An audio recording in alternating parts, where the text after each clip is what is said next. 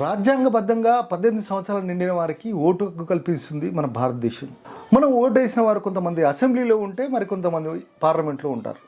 మనం వేసిన ఓటు నిజంగా మనం ఎన్నుకోబడ్డ పార్టీకే చేరుతుందా, లేకుంటే మన ఓటు చోరీ చేయబడుతుందా?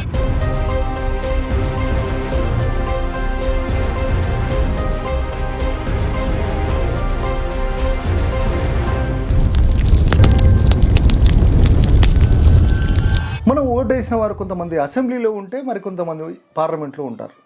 మెజార్టీ రాని వారు ప్రతిపక్షంలో ఉంటారు.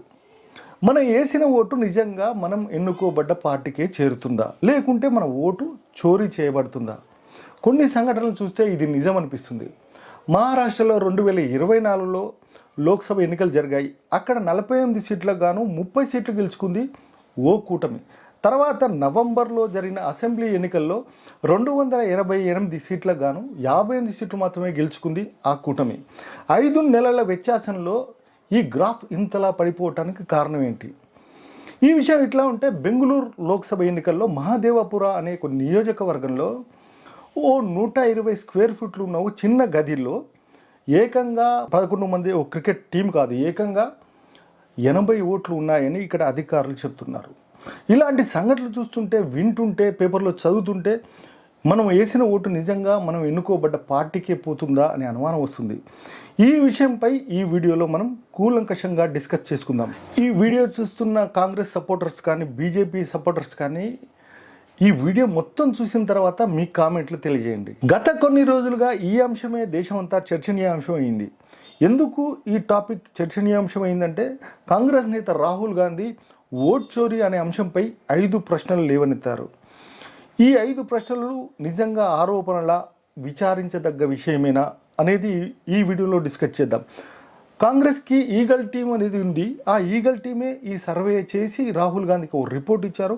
ఆ ఈగల్ టీం చేసిన రిపోర్ట్తోనే రాహుల్ గాంధీ గారు ఈ ఓట్ చోరీ అనే అంశంపై పోరాడుతున్నారు. ఓట్ చోరీ అనే అంశం ఇంత చర్చనీయాంశం ఎందుకయింది, ఇంత హాట్ టాపిక్గా మారడానికి కారణం ఏంటంటే, ఆగస్టు 7, 2025 కాంగ్రెస్ నేత రాహుల్ గాంధీ ఓ ప్రెస్ మీట్ ఏర్పాటు చేశారు. పక్కనే ఒక స్క్రీన్ ఉంచుకొని కర్ణాటక లోక్సభ ఎన్నికల లెక్కలు ఉంచారు. కర్ణాటక లోక్సభ మహాదేవపుర నియోజకవర్గంలో బీసీ మోహన్ కాంగ్రెస్ అభ్యర్థి మన్సూర్ అలీ ఖాన్ పైన గెలుపొందారు. ఇక్కడ మెజార్టీ 32,707 ఓట్లతో సిపి మోహన్ బీజేపీ అభ్యర్థి గెలుపొందారు. గెలుపొందిన మెజార్టీ మాత్రం స్వల్పమే, 32,707. లక్షల ఓట్లలో 32,707 ఓట్లు అనేది స్వల్ప మెజార్టీయే. కాంగ్రెస్ నేతలు ఇక్కడ ఏమంటున్నారంటే, ఇక్కడ బీజేపీ గెలిచింది, నైతిక గెలుపు మాత్రం కాంగ్రెస్దే, దొంగ ఓట్లతోనే ఇక్కడ బీజేపీ గెలిచిందని రాహుల్ గాంధీ గారు ఆరోపిస్తున్నారు. Why the election commission doesn't give us electronic data? Because they don't want us to look carefully, right? Congress కార్యకర్తలు, కాంగ్రెస్ ఈగల్ టీం 6 నెలలు కష్టపడి 7 అడుగులు ఎత్తున్న ఓటర్ లిస్టును తయారు చేశారు. అదేవిధంగా కొన్ని ఫిజికల్ ఎవిడెన్స్తో రాహుల్ గాంధీ గారు ప్రెస్ ముందుకు వచ్చారు. రాహుల్ గాంధీ గారు 5 ప్రశ్నలు లేవనెత్తారు. ఆ 5 ప్రశ్నల్లో మొదటి ప్రశ్న డూప్లికేట్ ఓటర్స్. మహాదేవపురంలో డూప్లికేట్ ఓటర్స్ 11,960 మంది ఉన్నారు. అంటే ఒక వ్యక్తి ఒక చోట కాకుండా మరో చోట కూడా ఓటు కలిగి ఉండటం. ఇక్కడ గురుప్రీత్ సింగ్ డాంగ్ అనే వ్యక్తిని ఆయన స్క్రీన్ మీద చూపించి, ఈ గురుప్రీత్ సింగ్ డాంగ్ ముంబై, బెంగళూరు, లక్నోలో కూడా ఓటు హక్కు కలిగి ఉన్నాడని, ఇలాంటి ఓట్లు మహాదేవపురంలో చాలా ఉన్నాయని రాహుల్ గాంధీ గారు ఆరోపించారు. Duplicate voter, there are 11,965 voters of this type. This is a gentleman called Gurkirat Singh Dang. ఈ డూప్లికేట్ ఓటర్స్ మహాదేవపురంలో 11,960 ఉన్నాయి. ఈ 11,960 ఓట్ల పైన ఈసీ ఎందుకోసం యాక్షన్ తీసుకోలేదని ఆయన సూటి ప్రశ్న వేశారు. రాహుల్ గాంధీ గారు వేసిన రెండవ ప్రశ్న ఫేక్ అడ్రస్. ఫేక్ అడ్రస్లతో 1000 ఓట్లు సృష్టించడం. ఇక్కడ ఫేక్ అడ్రస్లతో 40,009 ఓట్లు ఉన్నాయి. అంటే ఉనికిలోని పేర్లతో 1000 ఓట్లు సృష్టించడం. కొన్ని పేర్లు ఉంటే, కొన్ని పేర్లు ఇంటి నెంబర్ 00, తండ్రి పేరు వచ్చేసరికి DYFI, కంప్యూటర్లో ఏదో మిస్టేక్ అయ్యి కంప్యూటర్ కోడింగ్ చేస్తే ఎట్లా ఉంటుంది ABCD DYFI, అలా తండ్రి పేరు ఉండటం. ఇంటి అడ్రస్, ఇంటి నెంబర్ 00 ఉండటం. ఇంటి నెంబర్ 0 ఉన్న వారింటికి ఎవరైనా ఎలక్షన్ అధికారులు వెళ్ళారు, అక్కడ ఎవరున్నారు ఆ ఇంట్లో ఎంతమంది ఓటర్లు ఉన్నారని రాహుల్ గాంధీ ప్రశ్నించారు. Same voter voting in multiple polling booths in Karnataka in the assembly and also voting in Uttar Pradesh, voting in Lucknow, voting in Varanasi. Zoom in, no, show the name. This is the gentleman called Aditya Srivastava. Just zoom out for a second. ఈ fake అడ్రస్లతో ఉన్న ఓట్లు ఇక్కడ మహాదేవపురంలో 40,009 ఓట్లు. ఇంకో దారుణమైన విషయం ఏంటంటే ఇక్కడ ఈ మహాదేవపురంలో శకున్ రాణి అనే ఒక ఓటర్, ఒక మహిళా ఓటర్ ఉంది. ఆ మహిళా ఓటర్ శ్మశానంలో ఉందని రిజిస్టర్ చేశారు ఎన్నికల అధికారులు. Shakun, surname Rani. Right? Now look at a picture. That's a picture. Now go to the other picture. Look at the picture. So this is essentially a zoomed in picture that they've taken. And this is now suddenly a new voter. Go back. Now she has no surname, but her first name is Shakun Rani. Right? Go back. But what's really interesting here, now she uses this form twice. ఈ vote చోరీ కేసులో రాహుల్ గాంధీ గారు వేసిన మూడో ప్రశ్న bulk voters అంటే గుంపులుగా ఓట్లు. ఇక్కడ గుంపులుగా ఓట్లు 10,452 ఉన్నాయని రాహుల్ గాంధీ గారు ఆరోపించారు. 10,452 ఓట్లను గుంపులుగా ఒక బల్క్ ఓటర్స్ని ఇక్కడ సృజించబడ్డాయని రాహుల్ గాంధీ ప్రశ్నలు లేవనెత్తారు. We sent people to check. They got beaten up. These 80 people live in this house. It's a single room house. అంటే ఒక ఇంట్లో గుంపులుగా ఓట్లు, మరి ఓ గుంపులుగా మరో చోట్ల గుంపులుగా ఓట్లను సృజించడమే బల్క్ ఓటర్స్. అంటే ఒక 120 స్క్వేర్ ఫీట్స్ ఉన్న ఒక చిన్న గదిలో 11 మంది క్రికెట్ టీం కాదు, ఆర్మీ బెటాలియనే ఉందని ఇక్కడ సుమారుగా 80 ఓట్లను ఈ ఇంట్లో ఉన్నట్టు రికార్డ్ చేశారు ఎన్నికల అధికారులు. అదేవిధంగా 153 బేరీ క్లబ్ అనే ఒక క్లబ్లో 68 ఓట్లను రికార్డ్ చేశారు ఎన్నికల అధికారులు. House number 35. 80 voters live in this house. We sent people to check. They got beaten up. Here is 68 voters in a brewery, commercial establishment. Nobody lives there. Right? And when we go and ask them, where are these people? Who are these people? Nothing. We don't know. Never heard of them. Zoom in.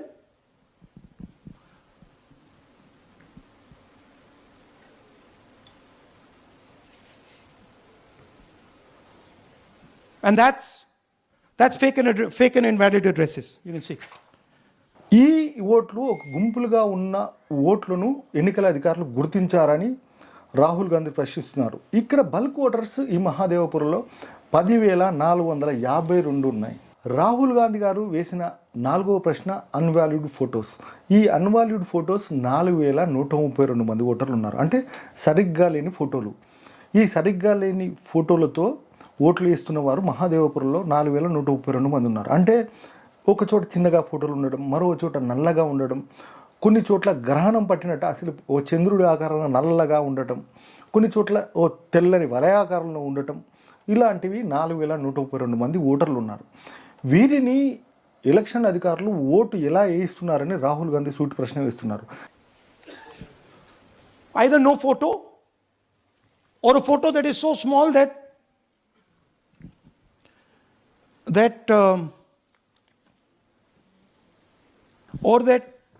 you can't see them.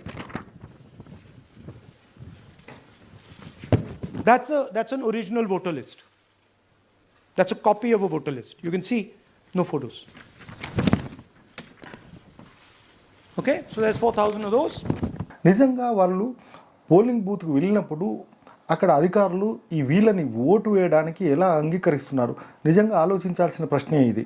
ఇక్కడ సరిగ్గా లేని ఫోటోలతో 4,132 మంది ఓటర్లు ఉన్నారు. Vote చోరీ కేసులో రాహుల్ గాంధీ గారు వేసిన చివరి ప్రశ్న ఈ 5వ ప్రశ్న. Misuse of form number 6. Form number 6 ద్వారా ఈ ఫామ్ నెంబర్ 6ని దుర్వినియోగం చేసుకొని 33,692 ఓట్లు రిజిస్టర్ అయ్యాయని రాహుల్ గాంధీ ఆరోపిస్తున్నారు. మిస్యూజ్ ఆఫ్ ఫామ్ నెంబర్ 6 అంటే ఫామ్ నెంబర్ 6 దుర్వినియోగం చేసి ఇక్కడ 33,692 ఓట్లు ఉన్నాయని ఆరోపిస్తున్నారు. 33,000 people here in one assembly that have done this. Show me the ages, please. Do you have the ages of the larger list? Okay. So I'll start with the age here. I've got a list of the ages. Age 98, age 96, age 95, age 95. This is all fake. Right? These are all just fake. Form number 6 అంటే మొట్టమొదటిగా 18 సంవత్సరాలు నిండినవారు ఈ form number 6ని fill up చేసిన తర్వాతే vote హక్కు నమోదు చేసుకుంటారు. ఇది ఈ ఫామ్ నెంబర్ 6 ద్వారా ప్రతి ఒక్కరు 18 సంవత్సరాలు నిండిన వారు ఈ ఓటు హక్కును వినియోగించుకోవడానికి ఏర్పాటు చేసిన ఫామ్. దీని ద్వారా 50 సంవత్సరాలు నిండిన వారు, 70 సంవత్సరాలు నిండిన వారు, 90 సంవత్సరాలు ఉన్నవారు కూడా ఈ ఫామ్ నెంబర్ 6 ద్వారా ఇక్కడ ఓటరుగా నమోదయ్యారు. 90 సంవత్సరాలు ఉన్న వ్యక్తి ఇప్పటి వరకు ఓటు వేయలేదా అని రాహుల్ గాంధీ ప్రశ్నిస్తున్నారు ఈసీని. 33,692 ఓట్లు ఫామ్ నెంబర్ 6 ద్వారా నమోదై మహాదేవపురంలో ఇన్ని ఓట్లు ఉండడం అనేది నిజంగా ఆలోచించదగ్గ విషయమే. ఈ 5 పద్ధతులు ఉపయోగించి 1,00,000కు పైగా ఓట్లు నమోదు చేశారని రాహుల్ గాంధీ ఆరోపించారు. ఈ 1,00,000కు పైగా ఓట్లన్నీ డూప్లికేట్ ఓటర్స్ అని, చాకచక్యంతో ఈ ఓట్లు నమోదు చేశారని, ఈ ఓట్ల ద్వారానే మహాదేవపురంలో గెలిచారని ఆరోపిస్తున్నారు. ఈ స్టోరీలో చెప్పిన శకున్ రాణి ఫోటో చూపిస్తూ, స్క్రీన్ పైన శకున్ రాణి ఫోటో చూపిస్తూ 77 ఏళ్ల వయసులో ఫామ్ నెంబర్ 6ను దుర్వినియోగం చేసి ఈమె 2 చోట్ల ఓటు హక్కు వేశారని ఒక డాక్యుమెంట్ చూపించి, ఆ డాక్యుమెంట్ పైన ఆమె 2 చోట్ల ఓటు వేశారని టిక్ మార్కులు చూపించి సాక్ష్యంగా ఆ డాక్యుమెంట్ని చూపించారు. There she is. That's the slip where she's been signed off as having voted in booth 341, and she's done it twice. Now we don't know if she's done it or somebody else has done it. Now this has been 33,000 people here in one assembly that have done this. ఈ document పైన ఎన్నికల commission notice కూడా ఇచ్చింది, దానికి వివరణ కూడా ఇచ్చింది. బెంగళూరులో జరిగిన ఈ కథంతా ఒక ట్రైలర్ మాత్రమే, అసలు కథంతా మహారాష్ట్రలో జరిగిందని అంటున్నారు. మహారాష్ట్రలో 2024లో లోక్సభలో గెలిచిన ఒక కూటమి 5 నెలల వ్యవధిలోనే ఎలా ఓడిపోతుందని ప్రశ్నిస్తున్నారు. అక్కడ డాటా కూడా ఇదే విధంగా ఉందని అంటున్నారు. ఇన్ని ఆధారాలు, ఇన్ని ప్రశ్నలను ప్రస్తుతం కాంగ్రెస్ పార్టీ దేశం ముందుంచింది. ఓట్ చోరీ కేసుతో దేశంలో ఒక ప్రకంపనలే మొదలయ్యాయి. రాహుల్ గాంధీ లేవనెత్తిన ఓట్ చోరీ కేసులో ఇటు ఈసీ అటు బీజేపీ పార్టీ కౌంటర్ అటాక్ మొదలుపెట్టింది. ఈసీ రంగంలోకి దిగి ప్రిలిమినరీ ఎంక్వైరీ కూడా మొదలు చేసింది. దీంతో శకున్ రాణి గారు 2 చోట్ల ఓటు వేయలేదని, ఒకే చోట ఓటు వేశారని అధికారికంగా ఓ రికార్డు కూడా అధికారికంగా విడుదల చేశారు. దీంతో రాహుల్ గాంధీ ప్రెస్ మీట్లో లేవనెత్తిన శకున్ రాణి విషయం, 2 చోట్ల ఓటు వేశారని శకున్ రాణి విషయం రాహుల్ గాంధీ గారు లేవనెత్తారు. ఈ విషయానికి కాస్త బలం లేకుండా పోయింది. అంతేకాకుండా రాహుల్ గాంధీ గారికి ఈసీ అల్టిమేటం జారీ చేసింది. అంతవరకు అటాక్ మూడ్లో ఉన్న కాంగ్రెస్ పార్టీ ఈ అల్టిమేటంతో డిఫెన్స్ మోడ్లోకి మారింది. ఈసీ తర్వాత ఈసీ ఫార్మల్ నోటీస్ కూడా రాహుల్ గాంధీ గారికి ఇచ్చింది. మీ ఆరోపణలో నిజం ఉంటే ఒక అఫిడవిట్ని ఇవ్వాలని, దాని తర్వాతనే ఎంక్వైరీ మొదలు పెడతామని తేల్చి చెప్పింది. అలా చేయకపోతే ఈ దేశానికి, ఈ వ్యవస్థకి మీరు క్షమాపణ చెప్పాలని ఒక సవాలు విసిరింది ఈసీ. ఇటు బీజేపీ పార్టీ అటు EC registration of electoral rule article 20/1916 ప్రకారం మీరు చేసిన ఆరోపణలపై ప్రమాణం చేయాలని పట్టుపట్టింది. కాంగ్రెస్ పార్టీ మాత్రం ఈ ఎలక్టోరల్ రూల్స్ 1960 రూల్ నెంబర్ 20 మాత్రం ఇప్పుడు వర్తించదు. డ్రాఫ్ట్ ఓట్లు ఎలక్షన్స్ ముందు డ్రాఫ్ట్ ఓటర్స్ లిస్ట్ విడుదల చేసే ముందే ఈ రూల్ వర్తిస్తుందని తేల్చి చెప్పింది. మేము ఓట్లు దొంగతనం జరుగుతుందని మేము అంటుంటే ఈ రూల్స్ వైపు ఎందుకు వెళ్తున్నారని కాంగ్రెస్ పార్టీ ప్రశ్నిస్తుంది. BJP IT cell Amit Mayank గారు ఇదంతా ఒక నాటకమని, పొలిటికల్గా ఓటమి తట్టుకోలేక కాన్స్టిట్యూషన్ బాడీ పైన నిందలు వేస్తున్నారని, నిజంగా ఆయన ఆరోపణలో క్రెడిబిలిటీ ఉంటే ప్రమాణం చేసి దొంగ ఓట్ల పేర్లు ఇవ్వాలని ఆయన ఎక్స్లో పోస్ట్ చేశారు. #ఓట్సే బాగో రాహుల్ అని బీజేపీ సోషల్ మీడియాలో ఒక ప్రచారం కూడా మొదలుపెట్టింది. ఒకవైపు ఈసీ నుంచి ప్రెజరు, మరోవైపు బీజేపీ పార్టీ నుంచి ప్రెజరు. దీంతో కాంగ్రెస్ పార్టీ ఇబ్బందులోకి కూరుకుపోయింది.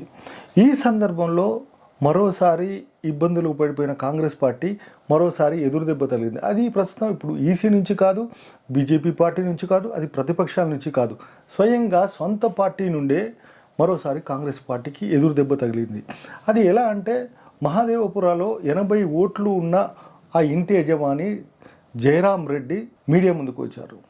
మీడియా ముందు ఆయన షాకింగ్ గురి నిజాలు చెప్పారు. దీంతో మరోసారి కాంగ్రెస్ పార్టీ ఇరగాటంలో పడిపోయింది. ఆయన ఏం చెప్పారంటే రాహుల్ గాంధీ కన్ఫ్యూజ్లో ఉన్నారు, కన్ఫ్యూజ్లో ఆయన ఏదో చెప్పారు, బీజేపీ పార్టీకి తనకి ఎలాంటి సంబంధం లేదని, చాలా రోజుల నుంచి చాలా సంవత్సరాల నుంచి ఆయన కాంగ్రెస్ పార్టీలో ఉన్నారని, లోక్సభలో అసెంబ్లీలో తను కాంగ్రెస్ పార్టీకి మద్దతు తెలిపారని, కాంగ్రెస్ పార్టీలోనే పనిచేశారని ఒక బాంబు పిలిచారు. దీంతో ఇలాంటి మాటలతో మరోసారి కాంగ్రెస్ పార్టీ ఇరకాటంలో పడిపోయింది.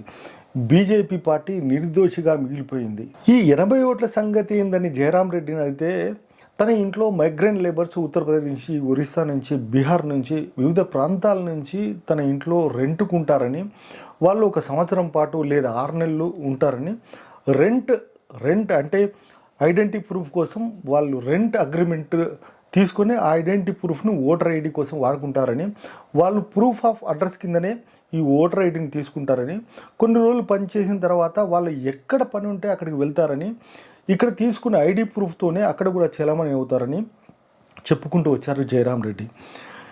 ఇక్కడ ఓటర్లకి ఓటర్ ఐడి కార్డు ఇవ్వాలంటే ఏజెంట్లే ఓటర్ ఐడి కార్డులు ఇస్తారని, ఇక్కడ పాకిస్తానీలకు కూడా బంగ్లాదేశీలకు కూడా ఓటర్ ఐడి కార్డులు ఉన్నాయని, ఈ ఓటర్ ఐడి కార్డులు ఇది ఇక్కడ పెద్ద దందా అని ఒక బాంబు పిలిచాడు Jayaram Reddy. Congress party eagle team చేసిన పెద్ద తప్పే ఇదే అనిపిస్తుంది. ఎందుకంటే ఈగల్ టీం సర్వే చేసినప్పుడు బేసిక్గా ఈ పాయింట్ను పసిగట్టలేకపోయారా అనిపిస్తుంది. రాహుల్ గాంధీ గారే స్వయంగా తన ఈగల్ టీం ఈ సర్వే చేసిందని తెలిపారు. ఈగల్ టీం ఈ మైగ్రెంట్ లేబర్ తరచూ మారుతుందని గుర్తుపట్టలేకపోయారా, లేకుంటే తెలుసుకోలేకపోయారా? ఒకవైపు ఈసీ, మరోవైపు కాంగ్రెస్ పార్టీ, ఇంకోవైపు అదే పార్టీకి కాంగ్రెస్ పార్టీకి చెందిన జయరాం రెడ్డితో ఎదురు దెబ్బ తగిలిన కాంగ్రెస్ పార్టీకి మరోసారి కూడా మరో ఎదురు దెబ్బ తగిలింది. ఇది స్వయంగా కర్ణాటక కాంగ్రెస్ పార్టీ సీనియర్ నాయకుడు కేఎన్ రాజన్తో. ఈ కేఎన్ రాజన్ గారు ముఖ్యమంత్రి సిద్దిరామయ్యకు బాగా క్లోజ్. ఒకవైపు రాహుల్ గాంధీ గారు ఢిల్లీలో ప్రెస్ మీట్ పెట్టి ఈసీ బీజేపీ పార్టీ కుమ్ముక్కై ఓట్లు దొంగిలిస్తున్నారని ఆయన డంకా పదంగా ప్రచారం చేస్తుంటే, ఒకవైపు కర్ణాటకలో మీడియా ముందుకు వచ్చి కేఎన్ రాజన్ గారు కాంగ్రెస్ పార్టీని నడి రోడ్డు మీద నిలబెట్టారు. ఆయన ఏమన్నారంటే, మేము కాంగ్రెస్ పార్టీ కర్ణాటకలో అధికారంలో ఉన్నప్పుడే ఈ ఓట్లు చోరీ జరిగిందని, ఆ రోజు మేము అధికారంలో ఉన్నప్పుడు ఈ విషయాన్ని మేము పట్టించుకోలేదని, ఆ రోజు మాట్లాడకుండా మేము ఇప్పుడు మాట్లాడుతున్నామని, ఇది మాకు సిగ్గుచేటని కాంగ్రెస్ పార్టీని మరోసారి నడి రోడ్డు మీద నిలబెట్టారు కేఎన్ రాజన్ గారు. కేఎన్ రాజన్ గారు పిలిచింది ఒక బాంబు లాంటి స్టేట్మెంట్. సొంత పార్టీ మనిషి, సొంత పార్టీనే వేలెత్తి చూపడం, అపోజిషన్కు దీనికంటే ఇంకేం కావాలి? ఇది ఓ పెద్ద వెపన్గా మారిపోయింది. దీంతో ఓట్ చోరీ కేసు ఈ ఒకే ఒక స్టేట్మెంట్తో తలకిందులుగా మారిపోయింది. దీంతో కాంగ్రెస్ పార్టీలో అంతర్యుద్ధం మొదలైంది. కాంగ్రెస్ కార్యకర్తలు, నాయకులు ఆందోళనలు చేపట్టారు. దీంతో కాంగ్రెస్ పార్టీ కేఎన్ రాజన్ని సస్పెండ్ చేసింది. సీనియర్ మంత్రి కేఎన్ రాజన్న గారు ఇచ్చిన స్టేట్మెంట్ ప్రతిపక్షాలకు ఒక ఆయుధంలాగా మారింది. దీంతో BJP state president by Vijayendra media ముందుకు వచ్చారు. ఆయన సోషల్ మీడియాలో ఒక పోస్ట్ చేశారు. రాజన్న గారు చెప్పింది నిజం, కాంగ్రెస్ పార్టీ గొడవల్లో వారి గొడవలు చూసుకోవాలని, వారి గొడవలు చూసుకోకుండా ఇతర పార్టీలపై పడుతున్నారని, రాహుల్ గాంధీ దేశానికి క్షమాపణ చెప్పారని ఆయన సోషల్ మీడియాలో పోస్ట్ చేశాడు. రాహుల్ గాంధీ ఓట్ చోరీ కేసులో వేసిన ప్రశ్నల్లో ఇప్పటివరకు కూడా ఈసీ కొన్నిటికి సమాధానం చెప్పలేదు.